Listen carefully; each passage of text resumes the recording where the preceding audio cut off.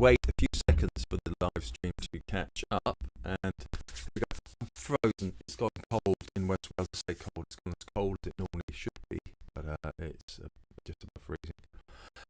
Today I want to talk about the canvas shelter. So for the Hope Garden, large part of it is creating canvas covered area. Now the key thing about the site really is you're not allowed to build any kind of permanent structures. So canvas covered area is perfect because it's something that can be rigged up and dismantled really quickly.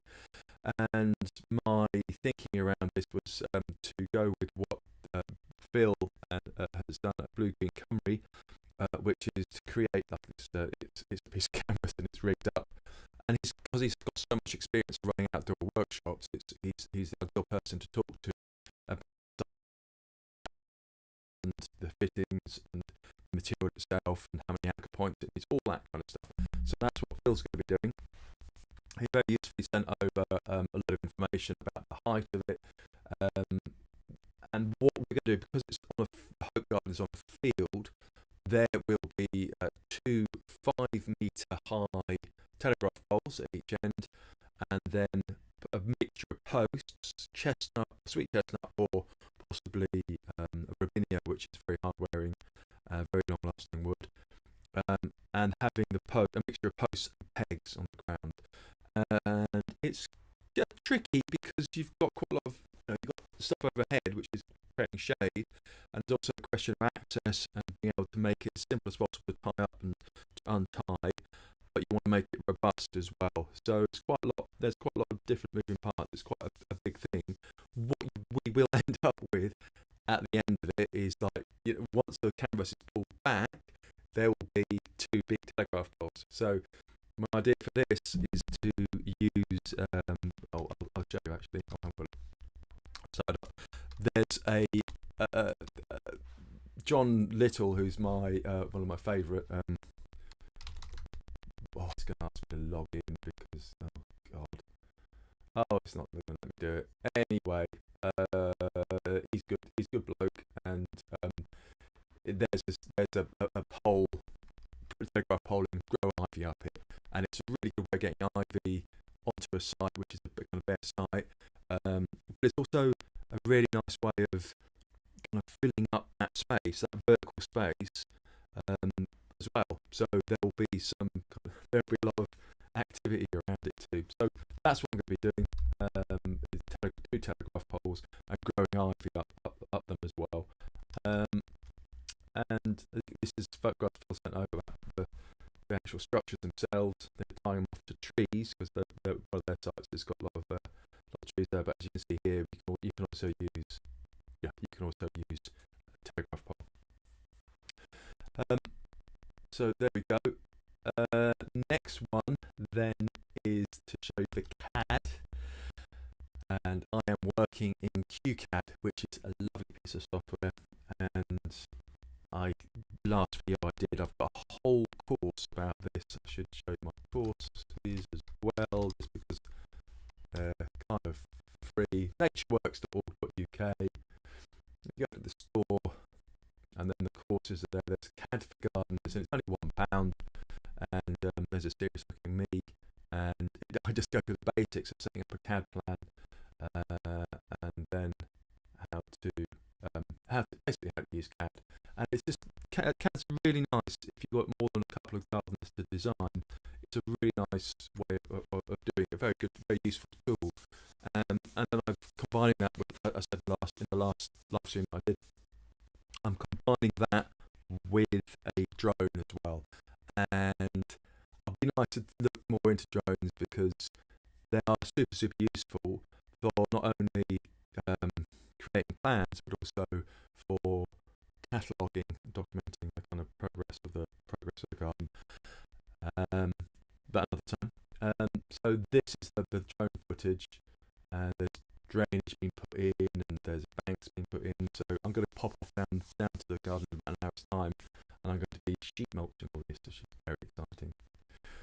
So the canvas shelter will actually take up quite a lot of space here. So we've got to cram quite a lot in, and it's going to be one of those designs which is really there's a lot to kind of fit in into a relatively short space. So I should say I'll show you how far I've got. So originally, the idea for the canvas shelter was it was for community assemblies, and the original kind of garden idea was for Extinction Rebellion taking a show garden and then having a discussion about the nature and climate emergency within RHS Hampton Court, and inviting journalists and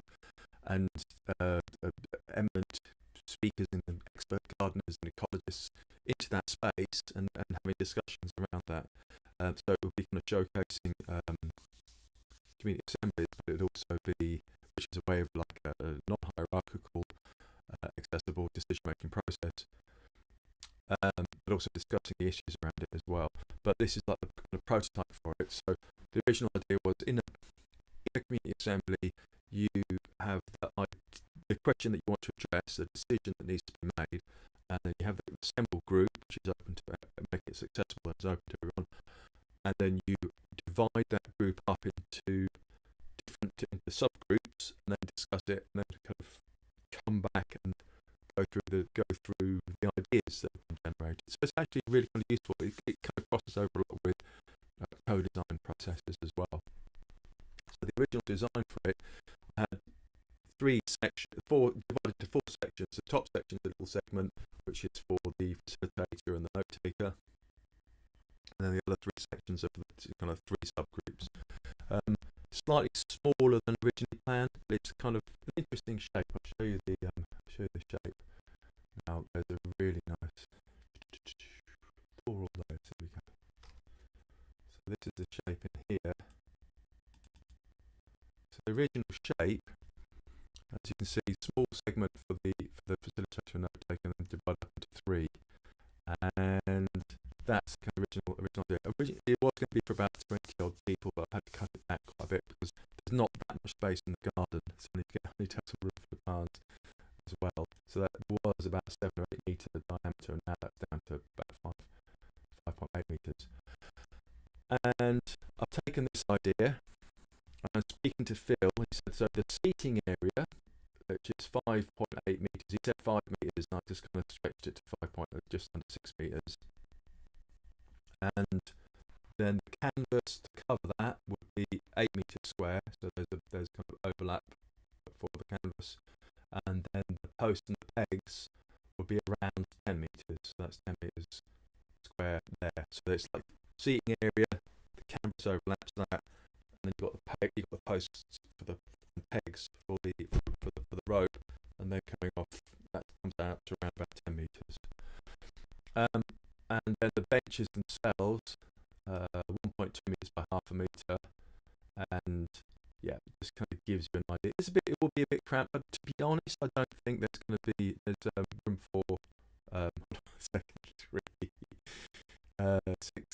18, 20 people, but I don't think there's going to be 20 people being there probably anyway.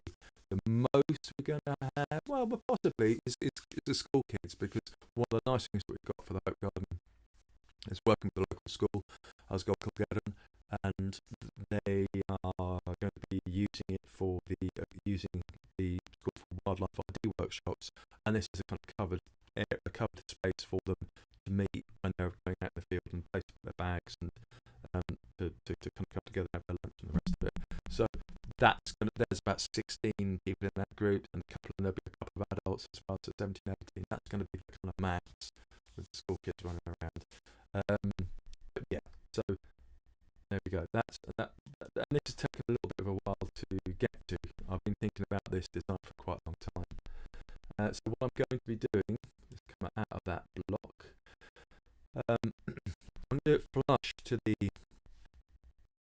fence. So it's a bit of a kind of triangle of piece of land. There's an existing fence down here, and I think to put the posts in next to the existing fence, and that will make life a lot easier. And then there'll be an access path there as well, with a bed running down here, which will have a really thick ground cover to stop the grass from creeping into the Hope Garden. So those squares first of all. Well, I'll mark out the circle for the sitting area, and then the outside of the canvas square, and then I'll mark out where the pegs will go, and I'll do that first, and then by using bamboo, you can do bamboo at different heights, so that like most of the posts are going to be 2 meters tall, about that tall, and then the telegraph poles will be 5 meters tall, and then there's going to be pegs down, on the ground itself. So I'll put all that in first, and then work the path around it, because you don't want to. Yeah, you really kind of want to have a sense of what's there before rather than saying this is where the path is going to go.